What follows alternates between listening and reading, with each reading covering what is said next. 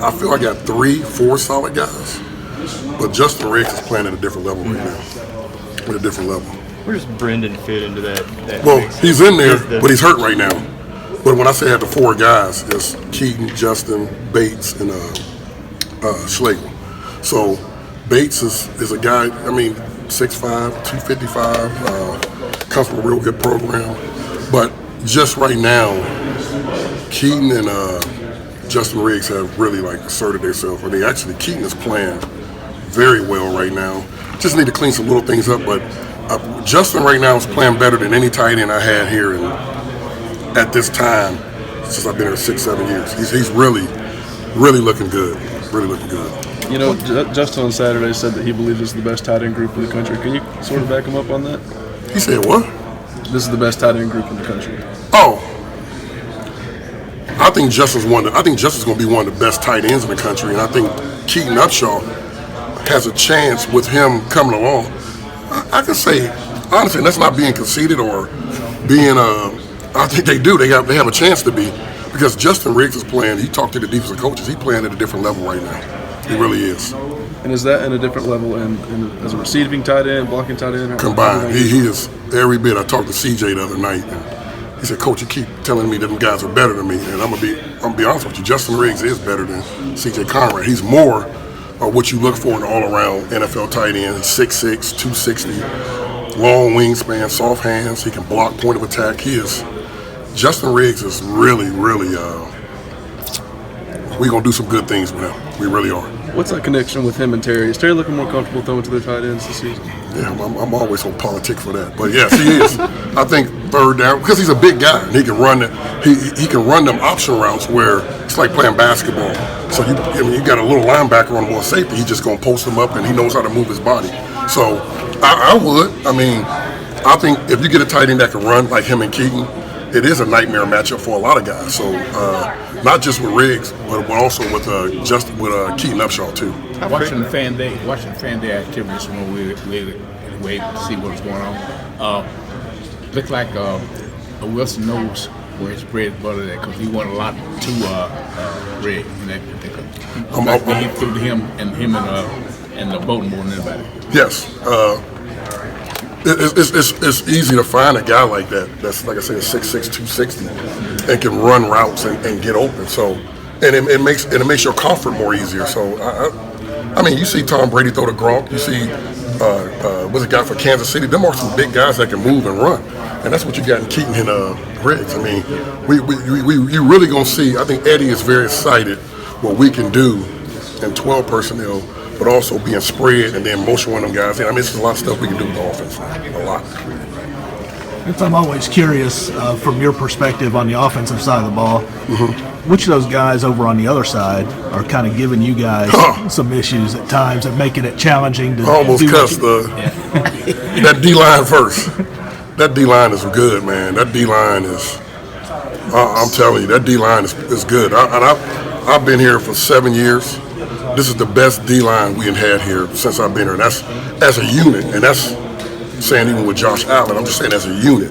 Because, dude, Derek LeBlanc has legitimately 7 guys he can put in there, and they will get after the quarterback.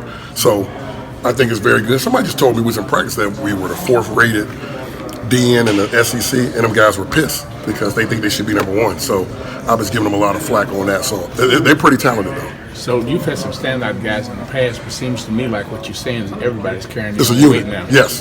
You ain't waiting on. It has to be more of a unit. Right. It has to be more of a unit because, Josh Allen was a different dude. Mike Edwards did things. I can go down the line, but it's more as a unit now. And if them guys up front can go eat, it makes it more easier for that back end. So, how much does it help the guys in your room to go up against that quality every day? It does, because this is what you're going to see in the SEC. You're going to see guys like that.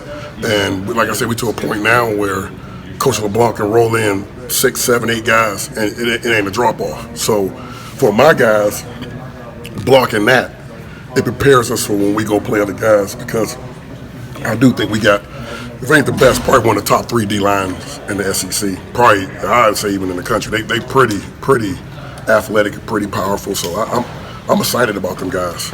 I hear some things said about C.J. Carter that I haven't heard in the past. T.J. I know Carter? Yes, I know you're not specialized as far as that side of the ball is concerned, but just. Oh, I go against him though a lot. Yeah, I know, but talk about what he's bringing on. T.J. Carter has worked himself into. It's kind of like remind me of Josh Allen, but I'm not gonna say on that level. Yeah. But he is playing like a grown man right now. He is really. I mean, he's getting after them tackles and them guards, and he's a program guy that developed here. And I think he's one of the strongest guys on our team. But I really like the way he's playing right now, and he's taking on a leadership role. So, it's I mean, you see the guy guns, they huge.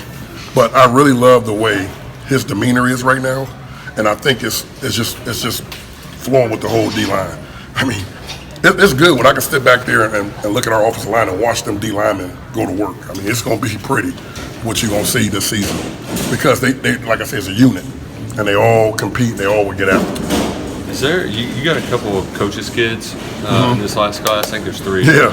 Is there something different about guys who've had their dads kind of in their ear for 4 years or however long? You mean like the high school kids that we? Yeah, like Mo Douglas, Devonshire. Yeah, Darius. Them guys, they are competitors. I mean, Devonshire right now is running with the ones, and it ain't by default. He's a coach's kid.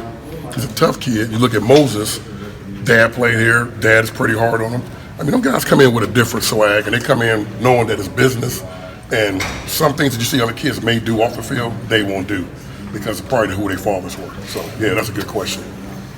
Devonshire was like a 11th hour type addition to your class too, wasn't so what it was, when I took over Louisville and I took all my attention there, I still was recruiting like the PA Youngstown area where we from, and I noticed he wasn't committed nowhere, and I just said, man, this kid is a good player, and so we knew some people there, and got back in hard on him and started recruiting him, and I think once he came down here again, once his family seen the atmosphere and everything down here about Kentucky, because it blew them away because they really they knew nothing about Kentucky, and when they came, they were sold his mom and dad. So, I mean, Devonshire could have went to Ohio State, could have went to a lot of places. And I really do think we got not a steal. I just think we got a real solid player. I really do.